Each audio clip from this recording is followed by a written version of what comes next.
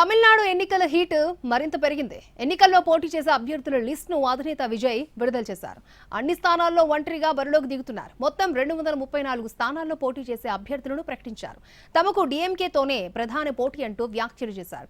ఈ ఎన్నికలు people versus anti people అనే నినాదంతోనే ముందుకు వెళ్తున్నట్టుగా చెప్పారు. ఈసారి ఎన్నికల్లో టీవీకే విజయ్ 2 స్థానాల నుంచి పోటీకి దిగుతున్నారు. పెరంబూర్, తిరుచి ఈస్ట్ నుంచి పోటీ చేస్తున్నారు విజయ్. డీఎంకేకు కంచుకోటగా పెరంబూర్ ఉంది. ఇక్కడ గడిచిన 6 ఎన్నికల్లో డీఎంకే 4 సార్లు, ఏఐఏడీఎంకే 2 సార్లు గెలిచింది. ఇక్కడ ఎస్సీ ఓటర్లు 20 నుంచి 25%, క్రిస్టియన్లు 8 నుంచి 12%, ముస్లింలు 10 నుంచి 15% మంది ఓటర్లు ఉన్నారు. తిరుచి ఈస్ట్ లో బీసీలు 40%, తర్వాత ఎస్సీలు అధికంగా ఉన్నారు.